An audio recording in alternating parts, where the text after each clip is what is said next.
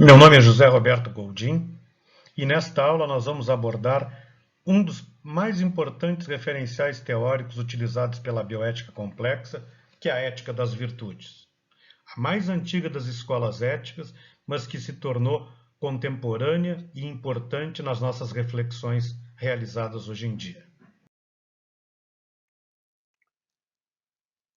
O modelo da bioética complexa utiliza uma série de referenciais teóricos para permitir que um problema seja adequadamente entendido, que seja feita uma reflexão adequada sobre as suas alternativas, consequências, levando em conta que fatos e circunstâncias o geraram, quais eram os repertórios de casos que nós podemos trazer à tona, que vínculos, que desejos, que tradições, que interesses também possam influenciar no processo de tomada de decisão. Os referenciais teóricos iluminam o problema. Os referenciais teóricos permitem que esse problema seja visto numa situação mais ampla do que aquela que aparentemente se apresenta. Vejam que nós não utilizamos a palavra dilema, pois ela, por definição, apresentaria apenas duas alternativas. A utilização da palavra problema justamente permite ampliar a complexidade através de uma avaliação cuidadosa de múltiplas alternativas que sempre podem estar presentes na abordagem de um problema.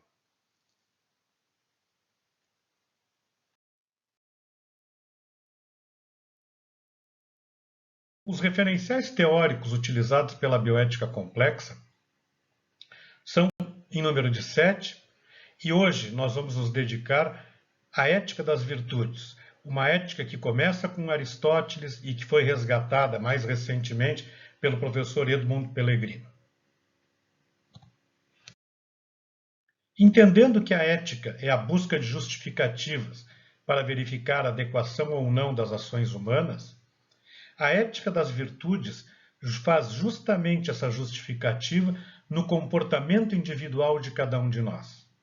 Sou eu que sou o objeto da atenção para verificar a adequação. É o meu comportamento que vai ser o determinante para a compreensão adequada da adequação de uma ação ou não que eu vou realizar.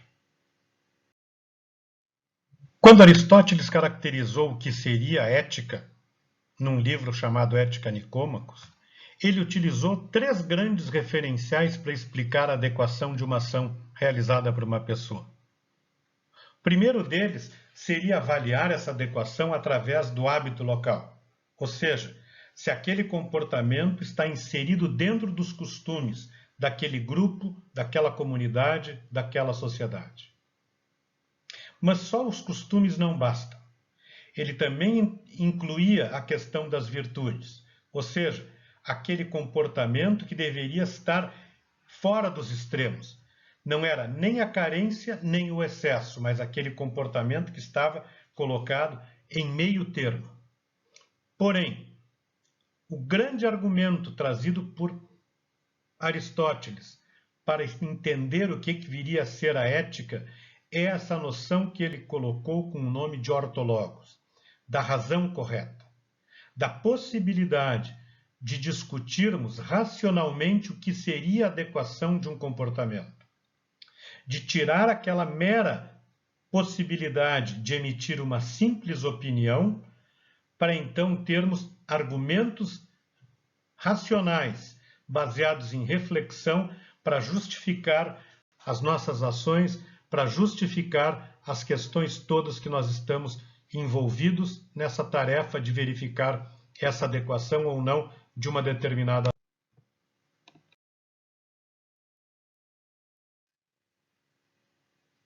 Aristóteles, nesse livro Ética Nicômaco, deu uma definição de que a virtude é uma disposição adquirida de fazer o bem, de que é uma questão que a pessoa tem que buscar, ela é um comportamento adquirido, ela não é algo que eu trago comigo diretamente. E que essa questão ela tem uma característica muito importante. Ela não é uma questão dual, ou seja, ela não é presente ou ausente. A virtude ela se situa no meio dessa possível variação de um comportamento. tanto comportamento virtuoso, quando excessivo ou quando carente, geram aquilo que ele denominava de vício. Ou seja, a virtude é aquele comportamento intermediário que fica naquele ponto de equilíbrio, como todos sempre utilizam essa palavra para caracterizar uma pessoa como sendo equilibrada. André Comte Sponville, no pequeno Tratado das Grandes Virtudes, desenvolve uma série de textos para explicar cada uma dessas virtudes de uma forma muito acessível e adequada. Todas essas virtudes, e tem outras que poderiam ser acrescidas a essa lista, são comportamentos que são intermediários. Não são nem excessivos nem carentes. Por exemplo, a polidez entendida como cordialidade é uma forma extremamente agradável de estabelecer a convivência com uma pessoa. Porém, a ausência de polidez, a carência de cordialidade, é aquela situação de um convívio baseado na rudeza, naquelas situações de maior agressividade, de pessoas que têm um mau trato social. Porém, o excesso de polidez também é desagradável, quando aquela pessoa se torna desconfortável por ter um comportamento excessivamente polido, cordial conosco. A fidelidade, que é cumprir promessas, é da mesma maneira um comportamento intermediário. A falta de fidelidade é aquela pessoa que eu não tenho confiança porque ela descumpre suas promessas. Mas o excesso de fidelidade é quando eu faço um comportamento que eu cobro que uma promessa seja cumprida, quando na situação atual ela é impossível de ser cumprida. Ou seja, a fidelidade como virtude, ela tem que ser entendida dentro da sua situação quando a pessoa estabeleceu a promessa. Se a situação muda, pode também haver uma mudança nesse sentido.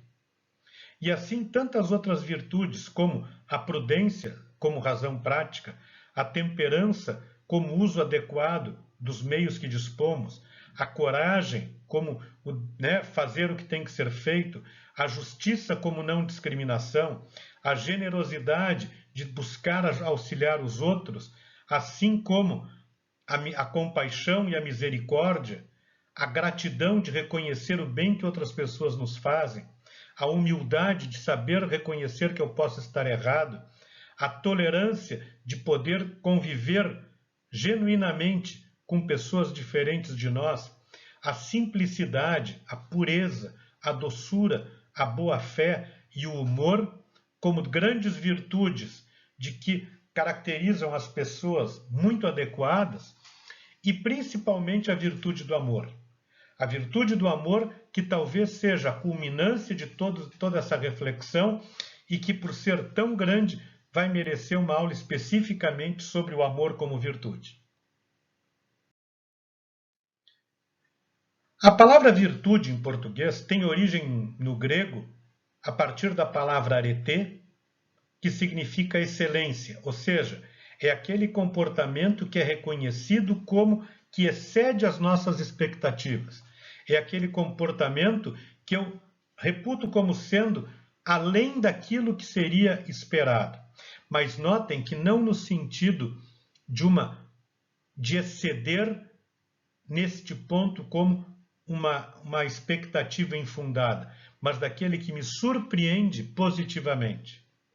Arete foi traduzida do grego para o latim com a palavra virtus, e é a partir de virtus que surge a palavra virtude em língua portuguesa. Pedro Abelardo caracterizou num livro muito interessante, que são os únicos fragmentos que nós conhecemos da obra dele, que virtude é um comportamento pessoal valorizado socialmente, pois gera boas ações. Por outro lado, o vício é um comportamento pessoal criticado socialmente, pois gera más ações. Notem que as definições são quase que idênticas, trocando os qualitativos. Um é um comportamento valorizado e o outro é criticado. Por quê? Valorizado, pois gera ações boas. Criticado, pois gera más ações. Notem que aqui parece novamente aquela questão dual que a virtude não tem. A virtude pode ter dois vícios, um vício por excesso e um vício por carência, ambos criticados por gerarem más ações. Sócrates introduziu uma questão muito importante quando trabalhou a noção de virtude. Ele associou virtude a conhecimento. Ele destacou as três virtudes que ele mais prezava, que era a justiça, a temperança e a coragem, à questão do conhecimento. E afirmava que então era possível ensinar virtude, e não ao contrário do pensamento vigente à época, que associava a virtude a um comportamento que a pessoa trazia consigo e não que ela podia desenvolver por meio da educação. Para Aristóteles, as virtudes são disposições adquiridas de fazer o bem. São comportamentos que são incorporados à vida de cada um de nós. E na medida que as virtudes vão sendo incorporadas, elas vão sendo também aperfeiçoadas ao tornarem-se um hábito, ou seja, quanto mais a pessoa virtuosa realiza ações virtuosas, mais virtuosa ela se torna. Ou seja, de que aquela visão anterior de que as virtudes eram inatas, que estavam presentes, que já eram uma característica de cada um, Aristóteles, Sócrates, os pensadores daquele momento, chegaram à conclusão de que não, que a educação é que faz com que as pessoas se aperfeiçoem a cada vez.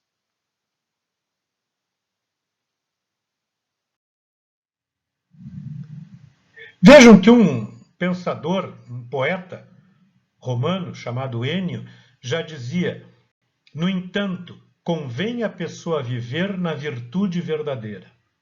Ou seja, esse elogio da virtude, esse elogio do comportamento adequado. Notem a importância das virtudes.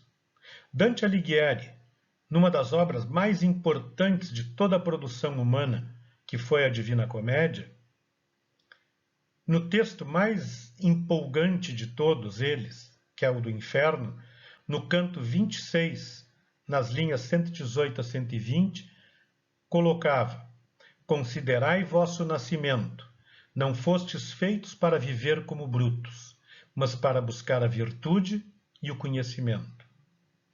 Vejam que Dante Alighieri retoma Sócrates, essa questão da virtude como conhecimento, da virtude como sendo algo que nós devemos buscar, que nós devemos aperfeiçoar ao longo de todo o nosso viver. Voltaire, numa carta que escreveu a Frederico II, dizia: a virtude, o estudo e a alegria são três irmãos que não devem ser separados.